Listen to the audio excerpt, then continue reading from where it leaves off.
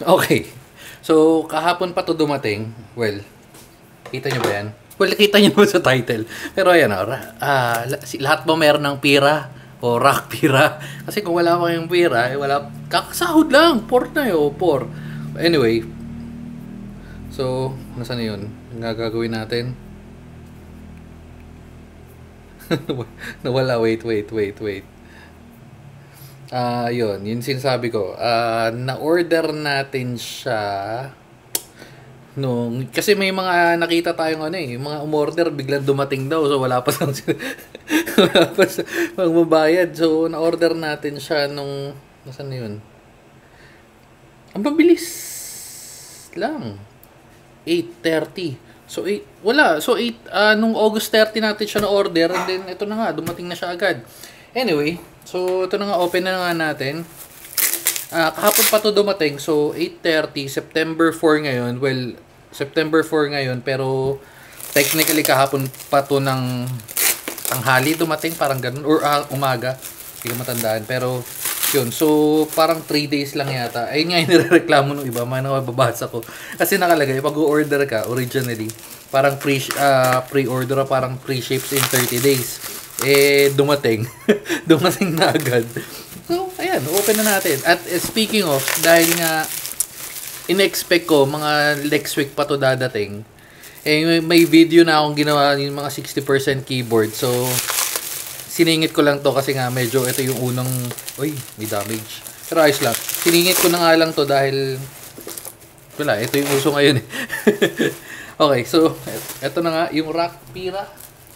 Wait lang, tapon na natin. Okay. Pira Plus.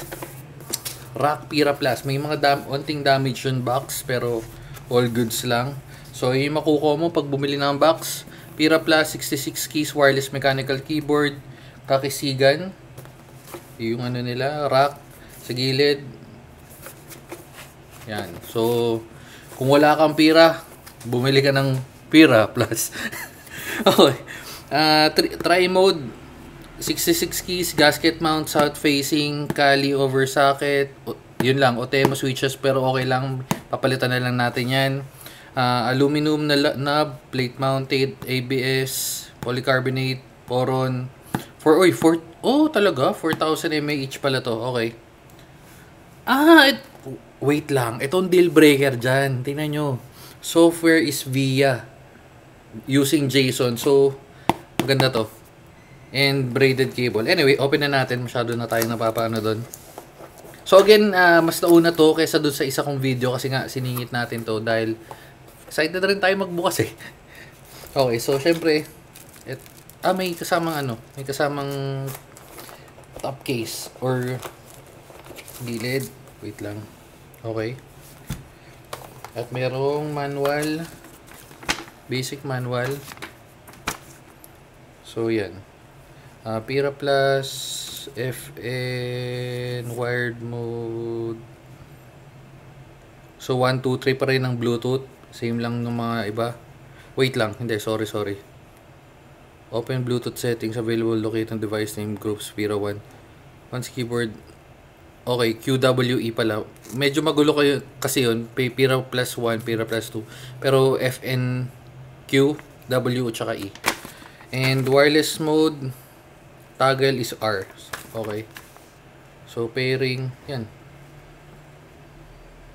Under 30 minutes sleep mode. Battery charging. Okay. So wait na. Ito na, importante yan. Yung key mapping. So maghahanap ng mga software, ayun yan, key mapping. Nandito na naman yung instruction. Actually, nakuha ko na rin sa seller kasi bago pa dumating, nakita ko na sa Bacoor na yun.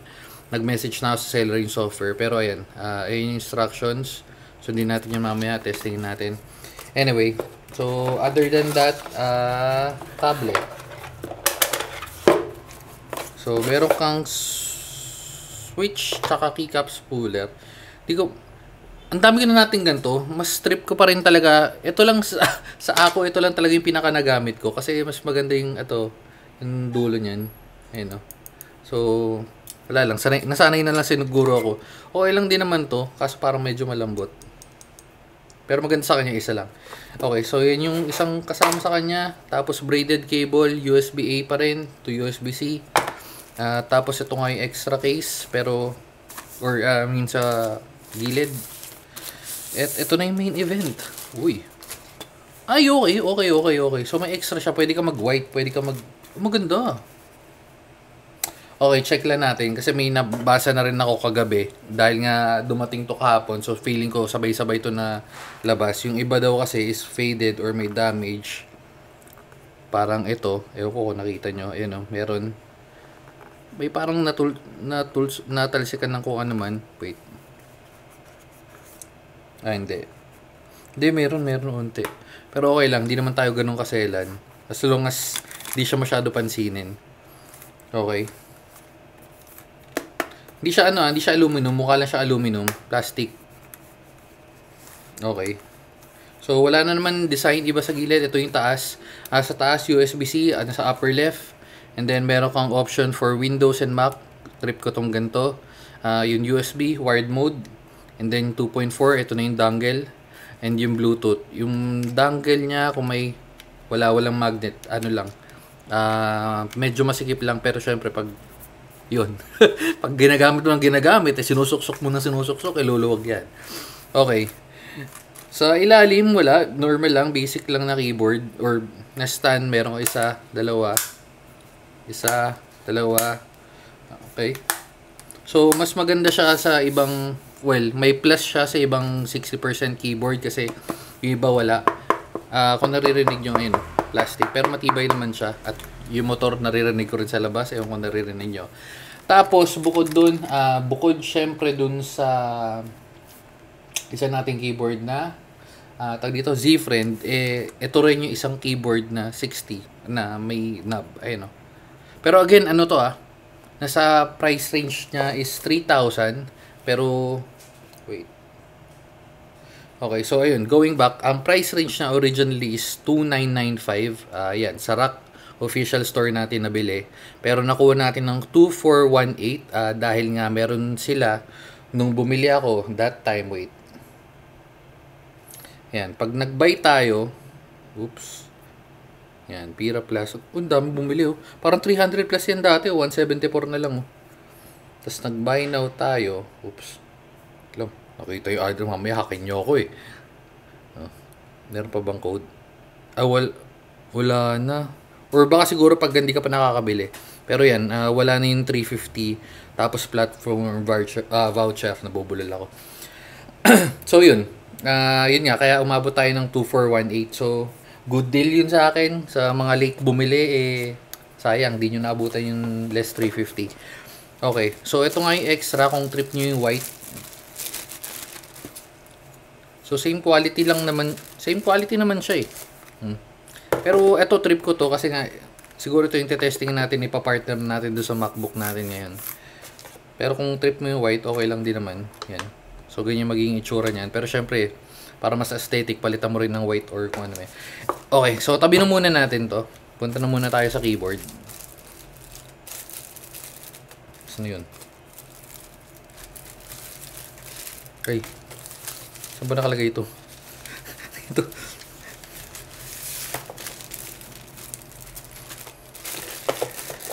Okay, so tabi natin yan para di tayo makalat dito.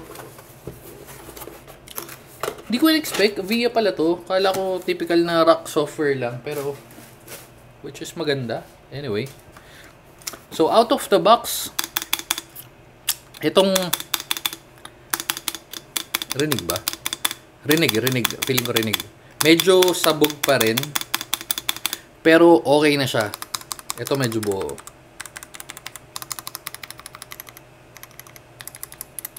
Pero yung keys, okay na rin. Medyo makunat o temo nga kasi to. So, rekta palit tayo dito. Itong problema ko sa ganito, kasi syempre may magtatanong kung ano yung mas maganda, kung itong Rock Pira ba, o itong gantong keyboard, o itong gantong keyboard. Kaya yung ibang keyboard ayokong palitan kasi ang hirap nga naman i-compare, lalo katulad trip ko nang palitan yung keyboard dito, yung keyboard, sorry, yung switch nito. Siguro bigyan ko ng mga mga 2 linggo, 1 buwan bago natin palitan para kasi may mga lamang may magtatanong at magko-compare nito. Yun nga. Pero again, Utemo to. Pero ang papalit ko dito either Ako or yung Gateron. Ako na siguro black or yung silver or Gateron na red. Pero yan. Ang hirap nga kasi mag-compare lalo na hindi na natin maalala pagka na-testing na natin or nag-sop-sop na tayo. Pero yan. Goods na rin siya, di ba? Out of the box yan. So, open natin. At ito nga, ayan o. Utemo. Wait. Wala siyang extra keycaps ha. Kung may faulty kayong switch. Wala siyang extra switch. Kung may faulty kayong switch, medyo mamumblema kayo. Okay. Yun nga, south facing. Sinasabi ko nga yun. South facing siya. Daming naghahanap ng south facing pero may interference pero hindi ko masyado ramdam. Siguro depende na lang din sa lugar nyo or sa mga device yung malapit. Pero sa akin yung south at north interference or yung keycaps, yung switches wala masyadong sa akin wala masyadong napapansin. Anyway, so yun nga.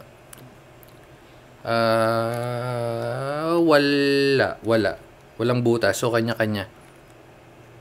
So may parang foam Kita nyo ba? Ayun may foam siya sa ilalim. Okay, so ito nga, yung Utemo. Sarap na palitan nito. Ang ganda sana nito. Gusto kong testingin. Ang problema ko sa ganito, pag tinesting ko na ito, ito nga gagamitin natin. Medyo nakakairata yung Utemo na switch. Pero anyway, lipat na tayo sa software or sa testing na natin yung keyboard, di ba? Ano yun? Ganda. Kunin ko na ba yung Testing natin. Hindi. Testing muna natin sa Testing muna natin software, yung mga NK Arrow at kung ano-ano man. Lipat tayo sa PC. Okay, so game. Before tayo magpunta kung saan-saan, sundan lang natin yung instructions. Ito nga, yung binigay nun kasama sa manual. Download and extract the JSON. JSON, ito yung binigay sa akin nung seller. Pero check lang natin kung meron. Punta tayo sa rock.ph. Wala. Rock.ph lang hindi ko napapahirapan sarili ko. Binigay niya na naman yung link. So, ito na nga yung link na binigay niya. Yan. Copyin nyo na lang. Rock.ph, WP Content, Uploads 2023-07, rock-pira-json.zip. Okay, so after nyo ma-download yan, makukuha nyo to, dapat. And on your download and extract, so extract natin. 7-zip. Yan, okay. So, na-download na natin, na-extract, and then, wait, nabubulol ako. CANIUSEV.com. Okay, so pagpunta natin dyan on your browser and click try now. Nasaan ang try now? Wala. Ayun, yun. Try now. Ito, upper left. Try now. And then, authorize device. Okay, so kita naman agad. And then, connect.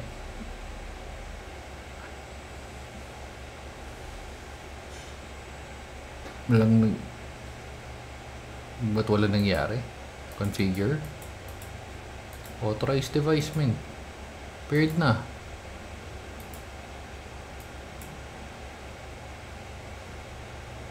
Huh?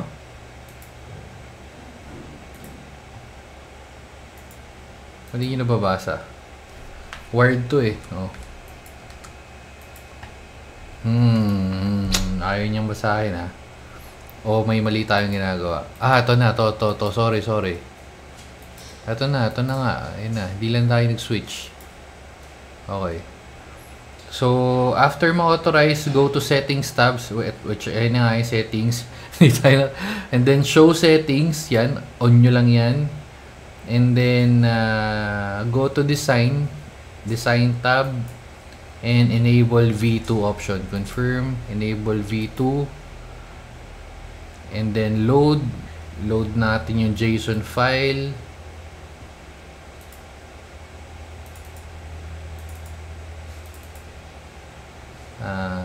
USB. Okay. Then on pop-up, connect device, and start customizing. Hindi tayo magko-customize. Balik na tayo dito. Ang dami natin gagawin lang. Wait. Ayoko nung ganun. Ang dami natin gagawin. Okay na tayo dyan. Tester. Ay, gumagana. Hindi tayo magre-remap. Okay na yan. Well, pwede naman mag-remap, pero nakita niya naman gumagana yung VIA sa kanya. Napakalaki. Uy, ang ganda ng tunog. Ewan ko, nakita nyo? Pero, yan. So, gumagana yung VIA, yung software niya. Okay, so yun. And then, yung dulo pala, sorry. So, yung dulo, after mag-load, clip pop-up, start customizing. So, yun na yun. Mag-start kayo na mag-customize kung ano man trip nyo. And then, start keyboard test tayo. Keyboard test, gumagana, NKRO. Oops. So, kita nyo naman, NKRO yan. And then, and yung latency natin. Again, naka-word tayo ngayon. Medyo pangit talaga yung ano. Wait, ako naririnig nyo. Medyo pangit talaga yung OTM mo. Ang kunat. Ang tagal bumaba ah. Ganon.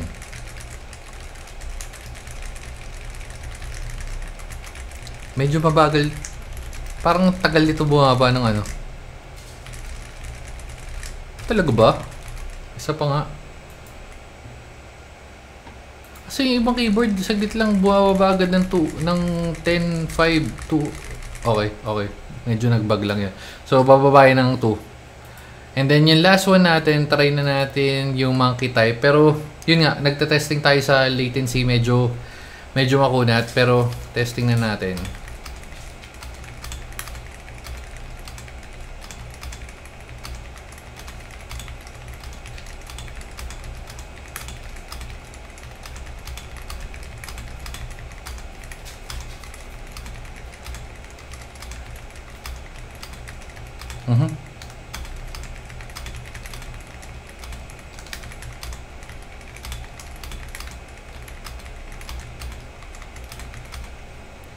Medyo makunat, matigas yung yung OTM mo na switch.